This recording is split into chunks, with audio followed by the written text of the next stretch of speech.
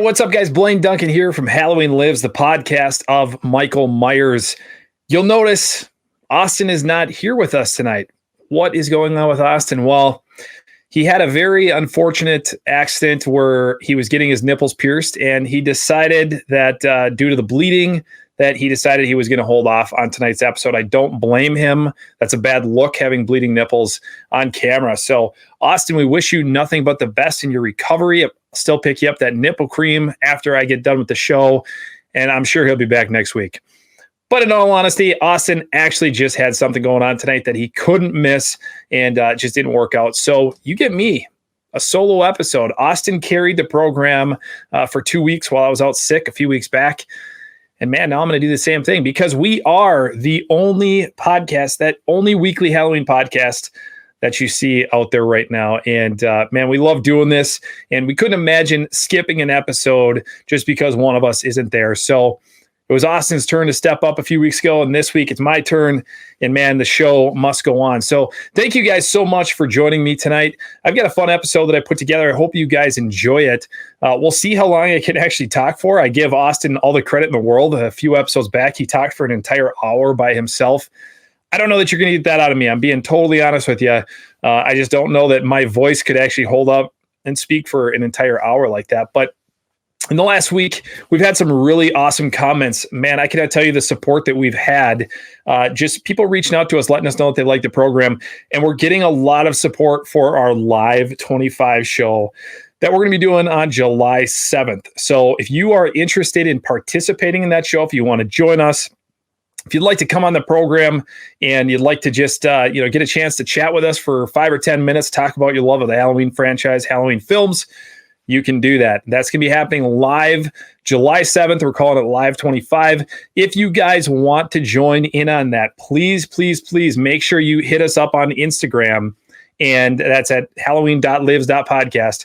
Send us a DM and let us know what your email address is. We'll get you added to that list. We've got a whole bunch of people added so far. It's going to be a lot of fun, a really good show, and we're really excited to be bringing that to you. And I honestly think it's something that Austin and I have talked about in the past that, I think this is the next step for us, is we are probably going to move more into some of those live shows. So this episode that we're going to be doing on the 7th of July is really sort of just kicking that off.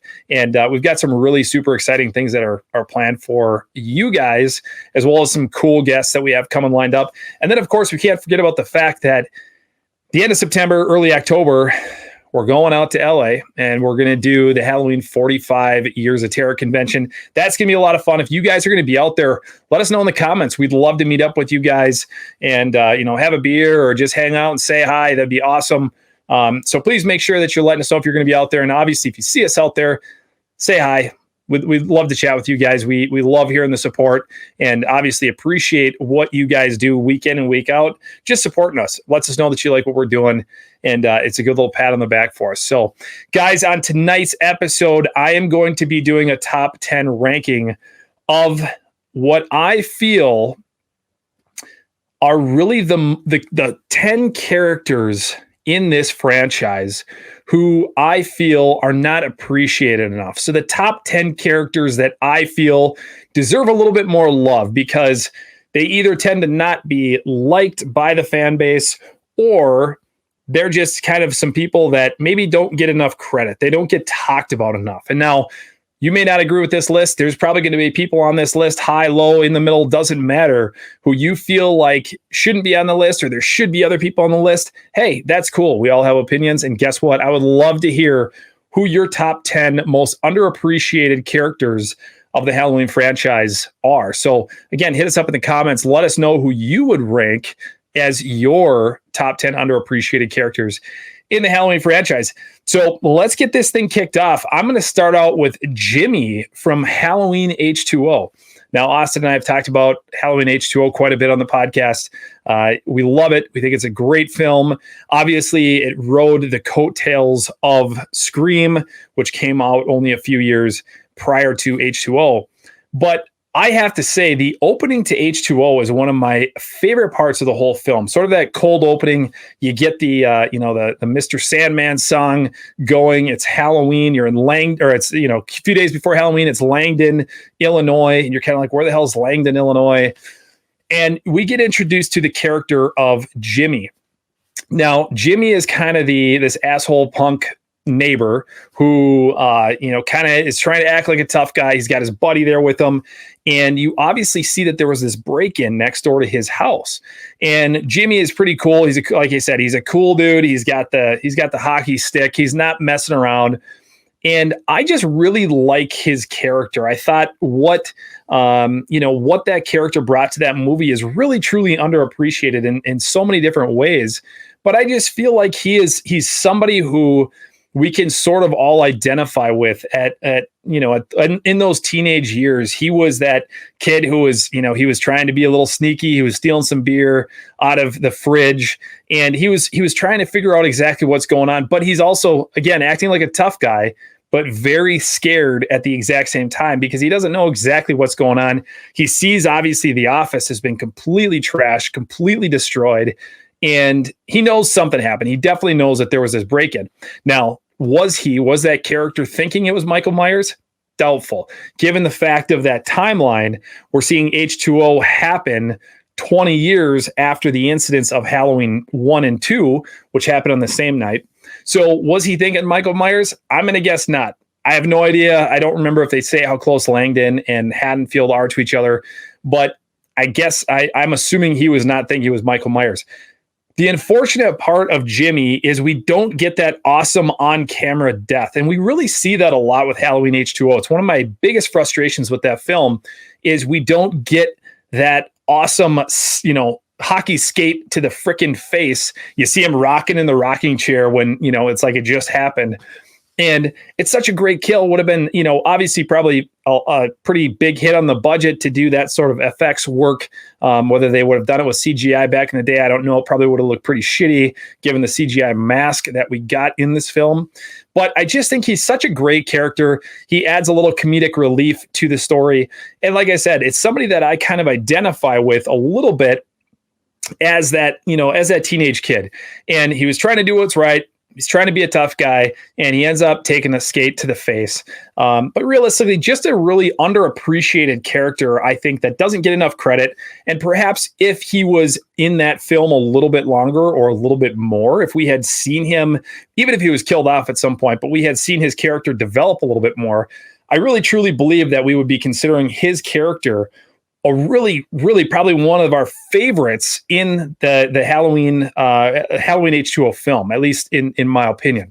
But yeah, Jimmy, dude, I'm sorry you got whacked in like the first 5 minutes of the movie. I really appreciated your character and what you brought to that film. And like I said, the opening of Halloween H2O, it's just badass. It's awesome. I mean, I'm trying to think if and obviously I'm not talking about the credits because we have the credits come a little bit later on, which is great too. I mean, that's a fantastic opening, which is the true credit opening. But I guess that cold opening, it's so awesome. I don't think you'll ever beat the Halloween 4 opening in my mind. I mean, even the classic pumpkin that we get in Halloween 1978 doesn't beat H4. And I think a lot of fans tend to agree with that the H4 opening is it's freaking phenomenal. But Halloween H2O, in my mind, it's a throwback, it's a callback, whatever you want to say, obviously to the Mr. Sandman song that we get at the end of Halloween 2. And I just love how, she comes home and she steps on the glass and the music stops and you're like, oh shit, it didn't take long and this is about to get real. So sorry, Jimmy. Sorry you got whacked so early. I do like you. That's where you're going to make number 10 on my most underappreciated characters of the Halloween franchise list. So number 9, another character that I love, just super think she was just an awesome character. And she actually made my draft. So you'll remember if you guys were watching, about a month ago, we had our Halloween draft, and in that draft, I selected this character, and this is the character who will be in my number 9 on my list, and that is Sam or Samantha from Halloween 5. I don't know what it is about this character. I don't know if it's because she was just this cute, bubbly little blonde. I don't know if there was something about her that I just really am drawn to, but I think she is just such an underrated character in this entire franchise. And it really, I love the fact that she was able to be carried through the film up until her death. You know, she gets killed in the barn, but I do like that she was carried throughout the film. Now you can say, well, you know, maybe she should have been killed earlier, and you know, Ellie Cornell's character should have been carried further throughout the film. I agree. I'm not arguing that point. I think Ellie Cornell's character definitely could have, the character of Rachel could have lasted much, much longer in that film, if not survived that film. But I do appreciate that they try to do something a little bit different and bring some new characters into the picture, and one of those characters was Sam, and I really liked her. I thought she was just really sweet. You know, obviously that night for her was going to be a big night. She's playing the virgin character. She's about to lose her virginity, and she's actually in the middle, I guess, of losing her virginity. And, you know, shit gets bad, right? Not the way that dude wants to go out, probably not the way that she wants to go out, but it was a big night for her. She's dressed up in the devil costume. They're out at the Tower Farm party, which I think looks badass. Like, when I think about certain Halloween parties in films, there's two that immediately come to my mind, though there are more, but the two that I always think of is I think of the Tower Farm party from H5, and then I also think of the giant like street dance party from Trick or Treat, which another Halloween film that I love, the anthology Trick or Treat film from the early 2000s, I believe it was, mid 2000s. Anyway, so I love that scene, that it's this big Halloween party going on. It's a bunch of teenage kids. They're drinking. They're probably doing drugs, doing whatever. And Sam and her boyfriend, they sneak off. They're kind of sneaking around this barn. One thing leads to another. They start going at it. And that's when Michael comes in, creeps out of the darkness, and he whacks both Sam and Spitz. And it's just an awesome scene. I love it. There's something about, in my mind, there's something about like barns and horror movies that just something about that makes it extra creepy. And I don't know, man, I thought it was a great scene, great death, and just a great character that I think is truly underappreciated in the entire franchise. So she made my list at number 9, and hopefully we can get her on the program sometime. I've actually been in communication with her a little bit, and we'll try to get her on the program because I feel like I have to express my love for her in some capacity, because there's something about her that I'm just like, man, I love your character. It was great. So that's my number 9. Moving down to number 8. Okay, so number 8. And again, a lot of people probably aren't going to like this. Not a lot of people aren't going to agree with this list. But Dr. Wynn, Terrence Wynn, who is the doctor in part 6, I thought his character, I thought he did such a good job of sort of fulfilling or wrapping up the Cult of Thorn idea. And that sort of, I hate to call it a trilogy, even though I do call it a trilogy because people sort of lump 4, 5, and 6 together, even though you didn't really get much of the trilogy stuff, or you didn't get any of the trilogy stuff in part 4. There's something about the fact that they were able to wrap that up so well. And we've talked about this, that the writing in Halloween 6, I thought was really well done. Obviously went through multiple shoots, multiple scripts, things like that. But the character of Dr. Wynn, I thought he did such a good job with that role, and the actor did such a good job with that role. And I don't have his name in front of me. Somebody can tell me in the comments.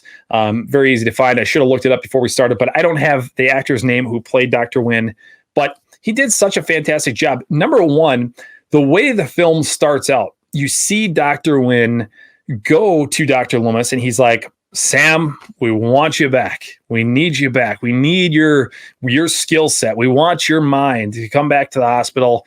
And Loomis is like, no, I'm retired, right? I mean, Loomis is living in this dingy, dark, little, looks like a cabin, a cottage kind of thing. He's got the fire going. And, Dr. Wynn shows up on this dark, stormy night. And that's when they hear Jamie Lloyd on the radio. That's when they hear that. And I think, I always try to put the pieces of the puzzle together. And I always think, like, did Dr. Wynn know at that time in the film that Jamie had sort of escaped with the baby that she was on the run, or was he specifically going to Loomis's house because he felt like Loomis could somehow lead back to Jamie? I always wondered that. I have no idea. They probably didn't think it out, or maybe they did, and that was in a part of the script that they cut. I don't know. But I do really love the fact that Dr. Wynn was able to not only come off at the first part of the film as this very, nice dude. He was just a kind of an old colleague, old coworker of Dr. Loomis's. And by the end of the film, you realize, holy shit, this dude is the Man in Black. This is the guy that we saw in Halloween 5, and now he's here in Halloween 6. This is the dude. I just thought that was kind of cool, and it was a good way to wrap all of that up. And I just think that's an underappreciated character, at least in the 4, 5, and 6 timeline. But again, I think it's also very underappreciated throughout the entire franchise. So I don't know. What do you guys think? Do you like Dr. Wynn? Do you like that character? I really, like I said, I think he did a great job of selling the fact that there was this cult that was going on behind the scenes that really nobody knew about. Even though Tommy Doyle, Paul Rudd, his character, was putting that sort of timeline and everything into play. He was, researching the cult of Thorn and the Thorn ideology, or the Thorn theory. And, so again, Dr. Wynn was behind all of that, which we didn't realize at the time at the start of the movie. But like I said, at the end, you're like, holy shit, okay, I see where this is coming full circle. I thought it was a great hook. I thought it was a great way to end the film by letting us know that there's this character who we kind of liked, or at least, I don't want to say we liked him, but we just thought he was a good dude. Then by the end of the movie, you're like, okay, he's not a good guy. And that's really that. So yeah, Dr. Wynn makes number 8 on my list of most underappreciated characters of the Halloween franchise. Next, number 7, another character that I really, really love. And I think she does get a lot of love in this franchise, but I don't think she gets enough love, is what I'm saying. And I'm talking about Linda from Halloween 1978, played by the awesome PJ Soles. I love the character of Linda. She's a great supporting character in this film, and she does a lot to help carry this story. Now, she's supposed to play kind of this, this cool girl. I look at the 3 girls; they're all different but the same at the same time. And I think the character that Linda, that PJ Soles is playing with Linda, she's sort of this cool girl. She's sort of the rebel. I mean, Annie's a rebel too, I guess, but Linda is the one who is no question, she's the troublemaker, right? And I think she did a really good job of selling sort of this the teenage girl thing that it sounds like Deborah Hill, she wrote all their lines, and John Carpenter really wanted those 3 girls to interact in a way that real teenage girls would interact and talk. So Deborah Hill was writing those lines for them in the script. But PJ Soles did such a good job of selling that character and making it a very, very believable character. Now, like I said, I do think PJ Soles gets a ton of love from the fans of this franchise, but I just see her as somebody who is far more instrumental in making Halloween 78 special than maybe we give her credit for. I do think that the Linda death scene, if I remember correctly, I think I actually ranked that as my favorite death from the entire franchise.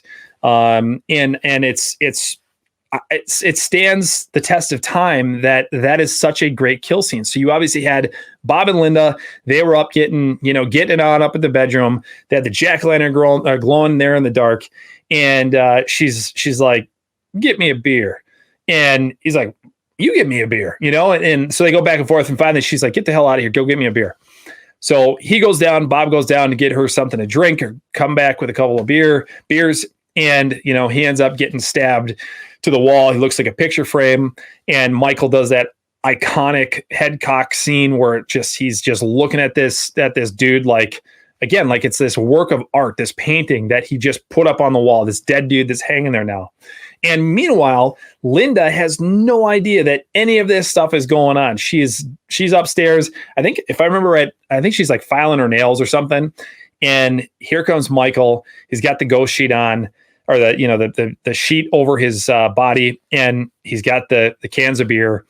And I think it's so, whoever thought of that death scene and to do it that way, where Michael he's like toying with Linda. I just think that's so awesome. And she does a good job of at first she's kind of like laughing it off. And then finally she's like, okay, asshole, give me my beer. And then she gets up, she gets out of bed, and that's when Michael comes up behind her, and, she goes to call Lori on the phone, and, that's when her death happens, and he strangles her and chokes her out. But a very scary scene. I mean, I think probably one of the most real death scenes in the franchise, or not in the franchise, but in that movie for me. I just think she did a really good job of selling that. She was gagging and choking and trying to fight off Michael, and she's pulling that bed sheet up over his head. And I've joked about this in the past. I don't know how the hell they must have had so much hairspray on that mask, or maybe it was the spray paint. I don't know. But you would think that as she pulled that bed sheet down over his head, that the hair on the mask would do like a rooster tail or something. And it doesn't. It stays exactly perfect looking. But Linda is a great character. Love her to death. I think PJ Soles did a fantastic job with her, and she certainly doesn't get enough love. I will say I'm very happy that they didn't kill her off earlier, because she just does do a really good job of helping carry this. The other thing that I don't know that we've ever really talked about on this program, but sort of this triangle between Lori, Annie, and Linda, how they're obviously girlfriends, and they're trying to keep in touch that night, and they're almost keeping tabs on each other. And then obviously as the night goes on, Lori discovers that something is up, and that's when she walks across the street, and Michael then obviously chases after her. But I love Linda's character.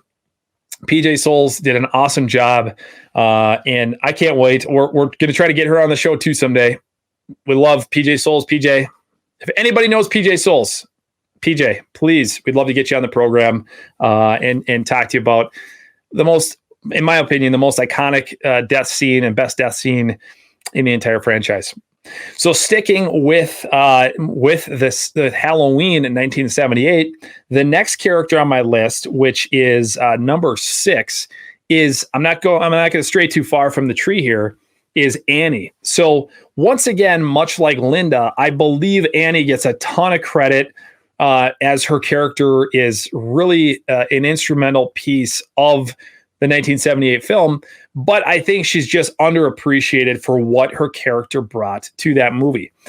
She was spunky. She was kind of Linda was the, I don't even know what word I'm looking for with Linda, because she was just Linda. You kind of knew what you got just by seeing her. Like, she was just, you could look at her and be like, okay, that I know what kind of character she is.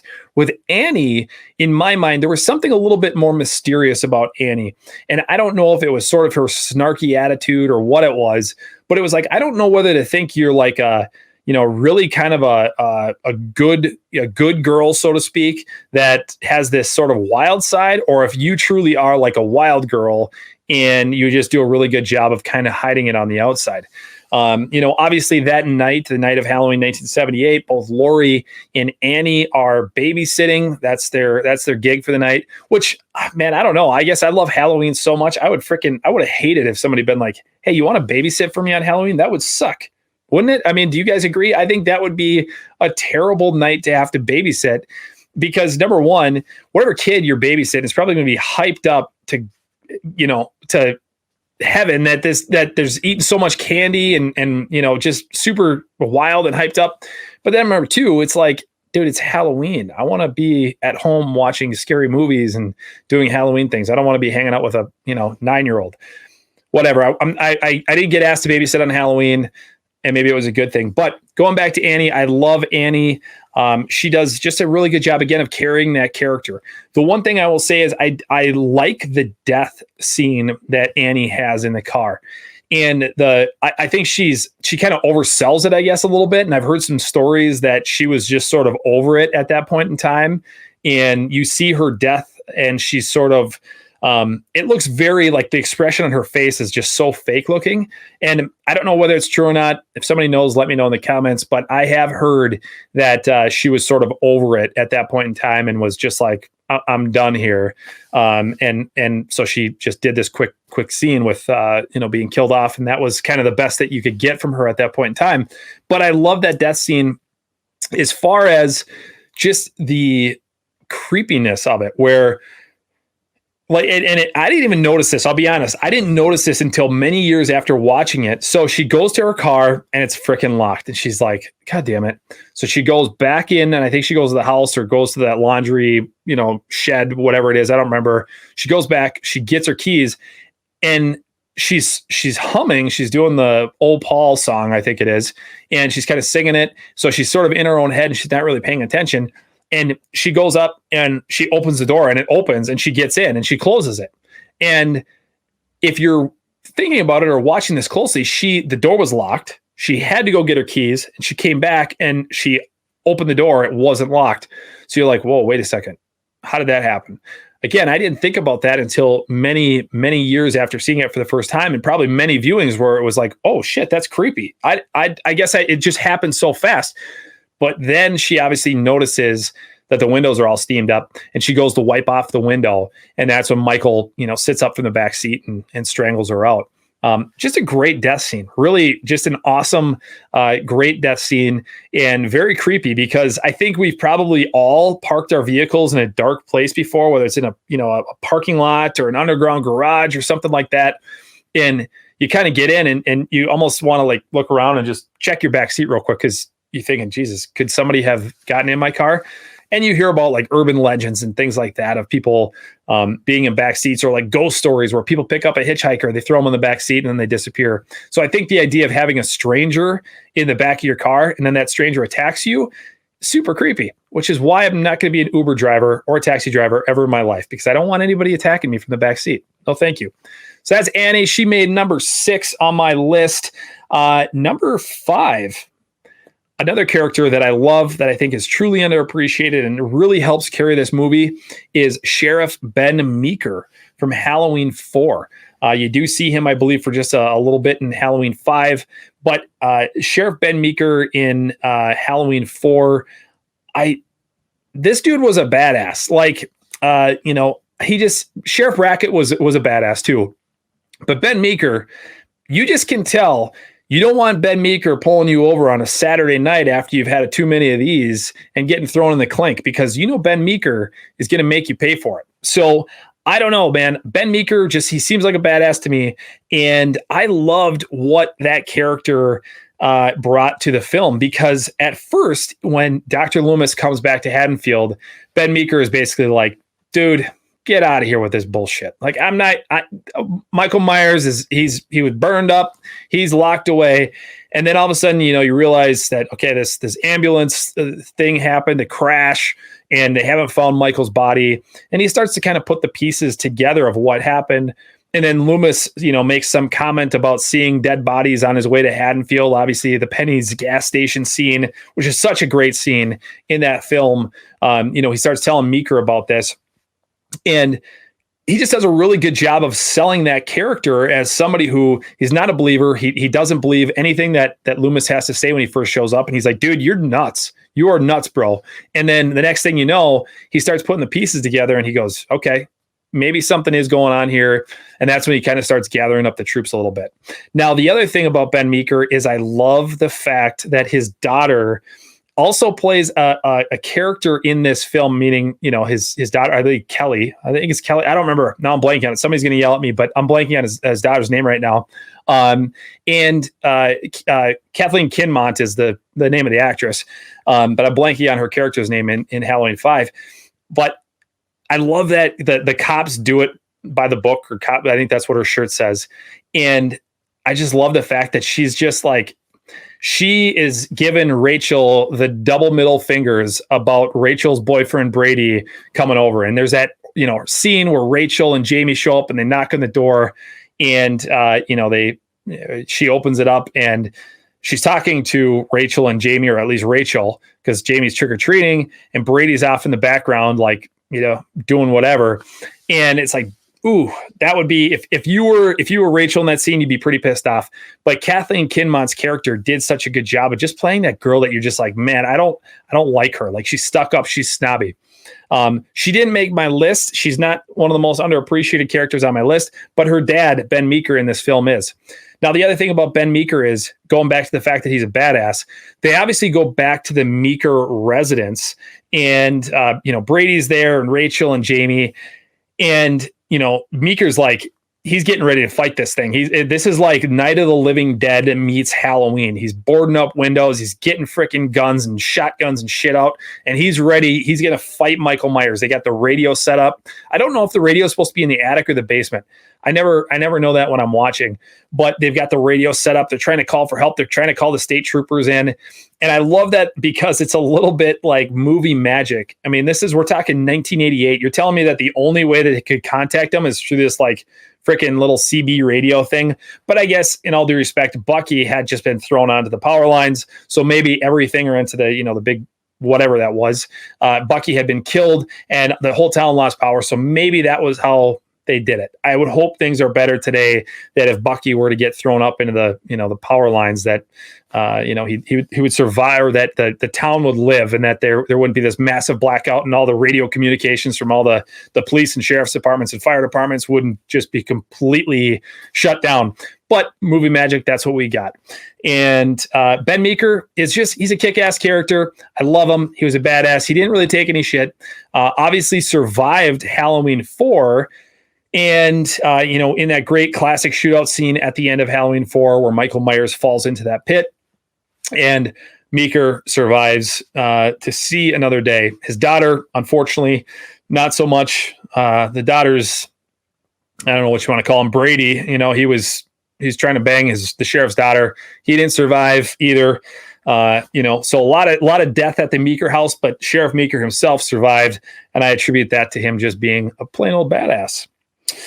All right, we're at number 4 on my list of most underappreciated characters in the Halloween franchise. Hope you guys are enjoying this, man. My throat it's holding up so far. I don't have cough drops. I really don't even have anything to drink. That was probably pretty stupid before I started making this. I don't even have anything to drink tonight.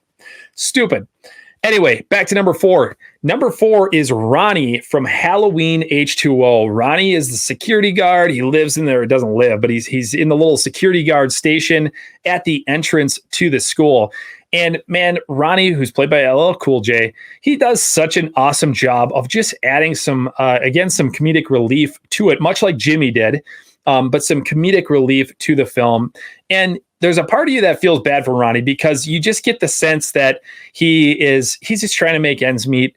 He's just kind of doing this job. Sounds like he wants to be like a writer, like a romance writer. And he's writing all these horrible lines that he's reading to his girlfriend or to his wife or whatever it is on the phone.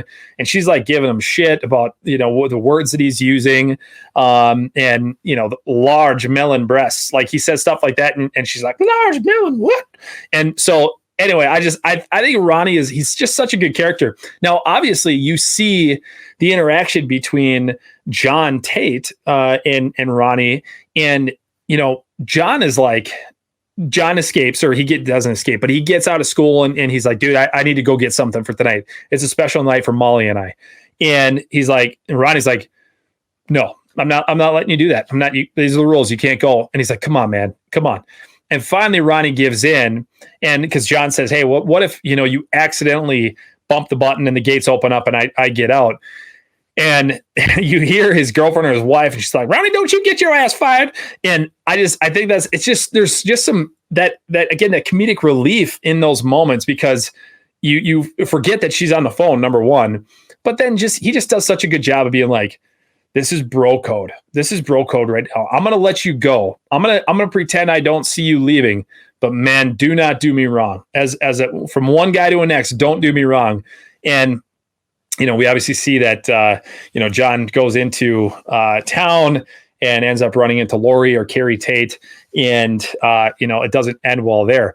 But then Carrie comes back and she chews out Ronnie's ass. And, she's just like, wise up, Ronnie.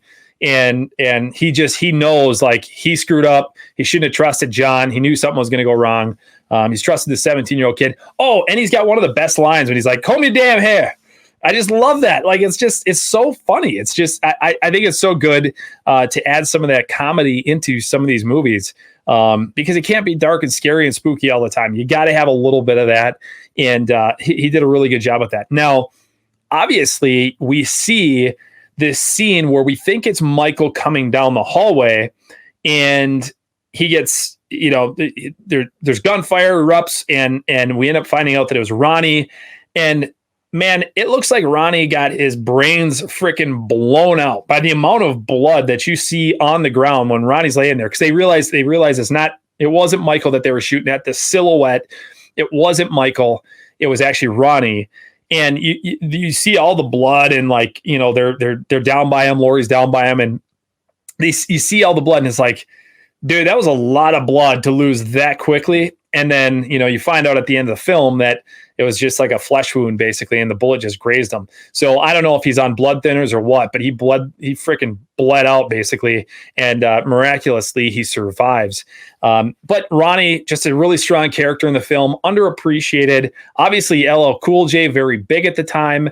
That was sort of in the era where you saw a lot of rappers starting to take more of taking on more of an actor role or doing more roles in different movies. Obviously, we got Austin's favorite character of Busta Rhymes playing Freddie in the next movie. But first, we got LL Cool J. Now, I had actually heard that LL Cool J was supposed to come back for part 8. That would have been kind of cool to see, and see him be a bigger character. But obviously, that didn't happen. So yeah, Ronnie is a character that I really like, and he made my list at number 4. And we're gonna move on. And this one might piss some people off. And I'm gonna put a little asterisk next to this one, because this one is just it's one that I hear more bitching, maybe next to the Corey Cunningham character, or outside of the Corey Cunningham character. I hear more bitching about this character online than any other character in the entire franchise. And I'm talking about Tina from part 5. Somebody please explain to me why you hate this woman so much. Why do you hate the character of Tina? Is she annoying? Yes, she's annoying. Is she supposed to be annoying? Yes, she is supposed to be annoying. She does a really good job of selling that role and being sort of that hyper, in your face kind of character she's just kind of a Spitfire kind of character. Like, she does a really good job. And ever since, I'm not like, if I had to pick like 3 movies out of the Halloween franchise that I could ever, I could only watch 3 movies again, I wouldn't watch Halloween 5. I wouldn't pick Halloween 5. It's not at the top of my list of movies that I really like, but I've seen Halloween 5 dozens of times, and every time I watch it, I'm like, what the hell don't people like about this character? Like, was she just too much for people? Was she too over the top? Like, what is it? So if you don't like the character Tina in Halloween 5, please put it down below, put a comment in and tell me why, because I don't get it. But I see people bitch about Tina all the time online, and I'm like, bro, that was the role that she was supposed to be playing. She was supposed to be kind of this wild child, character. And I don't know. I think she also has really one of the best scenes in that film that I really like. I like the barn scene with Sam and Spitz, but I also really, really like the scene where Michael Myers, who Tina thinks is her boyfriend, Michael, is in the old black muscle car, but he's wearing that different mask. He's wearing that, I forget the name of it, but he's not wearing the Michael Myers mask, and he's wearing the leather gloves, and he's got his hands on the steering wheel, and he picks her up, and she thinks that's her boyfriend, her boyfriend, Michael, he is a fucking douchebag. Like he was the entire time. He was a douchebag in that movie. And you loved that scene where he got choked out, and then he got that tool slammed into his head, that like farming claw thing. He got that slammed into his face. But Tina doesn't realize she keeps calling him Michael, which I thought that was genius. Like, give that dude the same name as the killer. So that way, when she's like, Michael, open the door, Michael, and she's saying all this stuff to him, and There's even the scene where, she wants to stop and get a pack of cigarettes, and she's like, "Stop the car, Michael, stop the car." And then he stops the car. And it's kind of funny to me because when I hear people bitch and moan about this character, about like whether she's annoying or what it is, you can almost sense that in Michael in that scene. He's like, "God damn it." And he hits the brakes and he puts it in reverse. And then he just sits there. And then obviously she goes into the Cookie Woman store, the gas station, and she buys her cigarettes, comes back out, and Michael's gone because all the cops showed up. Because Jamie starts having this vision that she's explaining the Cookie Woman thing to Billy and Loomis. But yeah, I think Tina is an underappreciated character, and I'm not going to lie, she was almost my number one, but I just didn't feel like I could do that. But I don't think people give her enough credit. And I might not be justifying why she's number 3 on my list to you right now, but I need some justification from people out there who don't like her as to why she's such a terrible character in this franchise. Because I think she's playing the role that she was meant to play. And I think she gets a lot of shit. She doesn't need to, because she's doing exactly what she's supposed to be doing. So obviously you see Tina get killed kind of in the forest scene. When Michael's out driving around and plowing down pine trees and chasing Jamie around, and Tina kind of, she ends up sort of taking one for the team so that Jamie can live. But yeah, just an underappreciated character. She makes number 3 on my list. I'm not sure why people hate her so much. Let me know down in the comments. I'd love to hear what people think.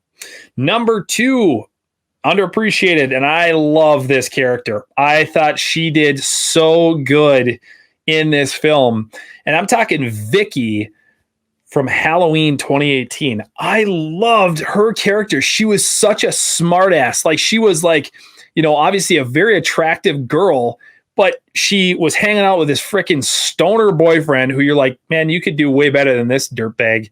And she's like spunky. And you have this interaction between her and, I think the kid's name is Julian, the kid she's babysitting. And she's just like, she's giving this kid shit. And she's talking to him. I don't know how old he's supposed to be in the film, like 8, 9 years old. And she's talking to him like she would talk to, one of her buddies at school. Just like, doesn't care. She's swearing in front of him. And, she ends up, she puts the kid to bed, and she tells him, because earlier she had told him, like, basically, I can't stand babysitting you. You're my least favorite kid to babysit. And then she goes to bed, and they kind of have this, or he goes to bed, and they have this sort of real moment as she's closing the door, and she's like, "You're actually my favorite kid to babysit." And he's like, "Yeah, you're cool too." I love her character. I think she does such a good job. It was really unfortunate to see her get killed off kind of early in the film. I mean, when Michael before he really starts going on his major killing spree, Vicky gets whacked. But I do like her death scene, because you see her, well, first off, her and whatever her stoner boyfriend's name is, they're downstairs, they're making out on the couch, they're dry humping like a mother effer, and she hears Julian scream upstairs, and her stoner boyfriend is too scared to go up there himself, so Vicky goes up to investigate, and Julian's like, "Dude, there was somebody in my room. I just saw him. I just saw him." And so she goes up to investigate, and she ends up, the door, the closet door is she thinks it's there's something in the way, and she keeps pushing on it and pushing on it. Finally, she opens it, and it's Michael. Now, unfortunately, about that death scene, I will say I hated the fact that we got that death scene so early on in the trailers. We saw, well, I shouldn't say we didn't see that death scene. We saw that scene was going to happen. If I had seen that scene, if I had seen that scene in the theater for the first time, I would have loved that way more. Like, that was such an awesome way to bring Michael into that specific scene. I just thought that was so awesome, how he's just being creepy as hell behind the closet door, and she's trying to shut it. And she pushes it once, it doesn't close. She pushes it again, doesn't close. And then she goes to open it. Maybe she pushes it a third time. I don't remember. I don't count this shit. But she pushes it again, and she swings it open, and boom, it's Michael. And I think that's such a great reveal. I think that's such an awesome scene. And then obviously, Julian's like, "Oh shit!" and he freaking takes off. And then you have Vicky. She tries to leave, and all hell breaks loose, and Michael ends up stabbing her a bunch of times. Just a really underappreciated character. I think she did such a good job with that character, and I would have liked to have seen them build her out even a little bit more, even develop that character a little bit more. But she just, she played, I don't know if she was supposed to be Allison's best friend, but clearly a close friend of Allison. And they did, you see that scene where Vicky, Allison, and the stoner boyfriend are walking to school. And it's very reminiscent, very throwback, very callback to Halloween 1978. And I love that they're walking to school. It feels Halloween as hell. Like, that scene is awesome. The leaves are blowing all over the place. They're kind of bundled up a little bit. You got the Halloween decorations all over the place. Love that scene. I think it's so cool. Then he blows up the little jack-o'-lantern and they get the hell out of there. But Vicky, you died too soon in the movie. I wish we could have carried your character on a little bit further. I get it. You had to go. But just an awesome, underrated character. And that's why she made number 2 on my list. Now, sticking with Halloween 2018, also in Halloween Kills and also in Halloween Ends, my number 1 most underappreciated character in this franchise is, give me a drum roll, Officer Hawkins. Now, a lot of people are going to be like, what do you mean underappreciated? Everybody loves Officer Hawkins. I agree. A lot of people love Officer Hawkins, but I don't think we talk enough about the fact that Officer Hawkins is such a huge, important part of this trilogy. I mean, outside of a handful of characters, meaning Allison and Lori and Michael, I believe Hawkins is the only other character. I take that back. The sheriff, the African-American sheriff, and I don't know what his name is. He's, I believe, in all 3. He at least makes an appearance at the end of Halloween Ends. But outside of those, I think that Officer Hawkins had such a huge impact, and he was in all 3 movies. Now, you see him, the movie. Well, let me back up. Before I get to his death, I do want to talk about how awesome it is that they showed Hawkins in Halloween Kills. That was the flashback scene. And they show sort of why Officer Hawkins has this disdain and hatred for Michael Myers, because he could have ended it. You find out that, number 1, Officer Hawkins' partner gets stabbed. They're searching the Myers house, and he gets attacked. Or I shouldn't say he didn't get stabbed. He gets attacked, and then Officer Hawkins draws his firearm and he blasts the dude accidentally in the neck. And you're like, ooh, gonna have some paperwork for that one, I think. But anyway, they kill off that character, that other cop, and Hawkins is sort of left to deal with everything that's going on. But they end up going outside the Myers house, and Hawkins has Loomis comes out, and I believe that's the scene where Loomis he's about to blast Michael, and then they stop him or whatever.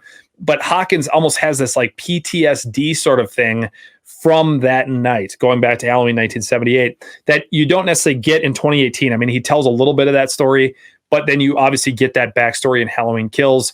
I may have screwed up when I said his death scene. I didn't mean he died. I mean, when he gets stabbed. If I said death scene, I didn't mean it. Don't unsubscribe. I'm sorry. I screw up for once in a while. Just happens very rarely, but I did screw up. I may have said killed.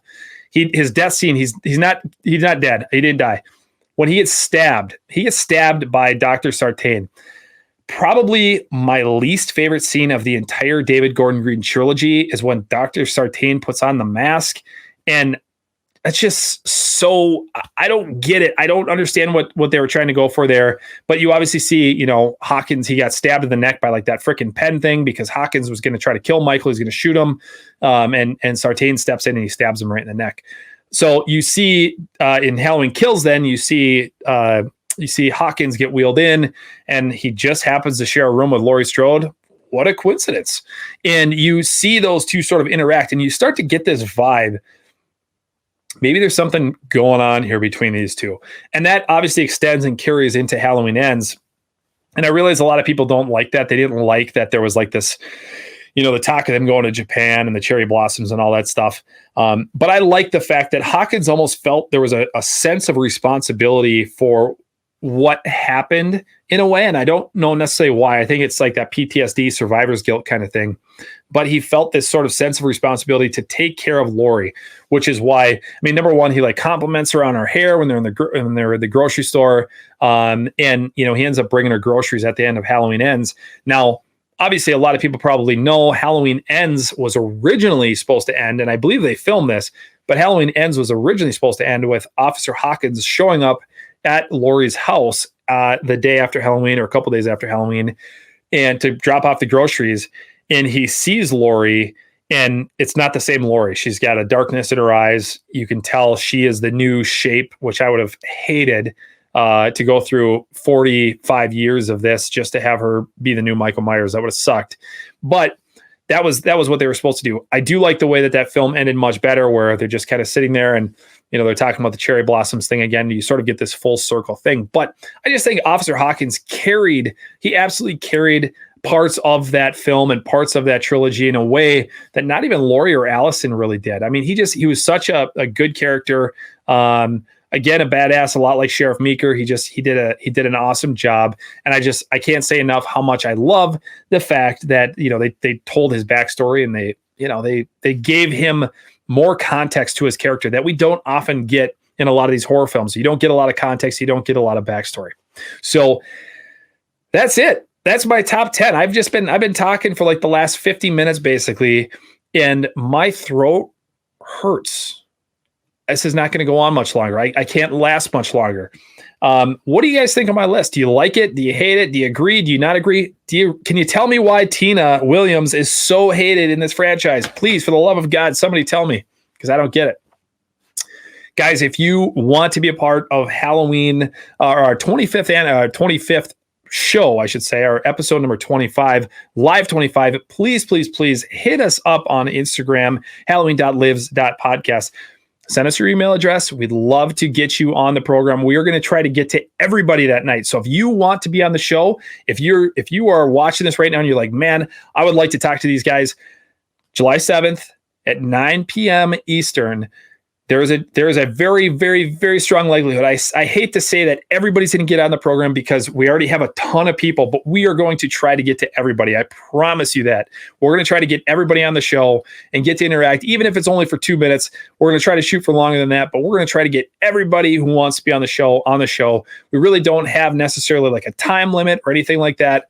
We're actually going to be recording. Austin and I are going to be recording together. We're going to be traveling during that time period. Him and I are going to be together. So we're going to be live actually from a hotel room. So we're going to have a different background and all that good stuff. But we're really excited for those of you who have already sent us the email address or your email address.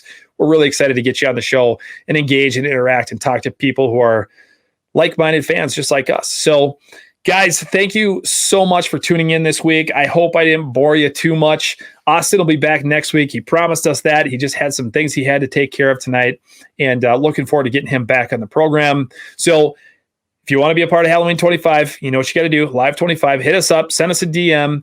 And guys, thank you once again. You guys are awesome. Thank you always for the support. We can't tell you how much we appreciate it. We always say this thing is just going to keep going. We're the only weekly podcast of Michael Myers, the only weekly podcast of Halloween, the Halloween franchise, and we love doing it. So we will see you next week. This has been episode number 22 of Halloween Lives, the podcast of Michael Myers. My name is Blaine Duncan, and we are going to see you next time for episode number 23. Thank you, guys.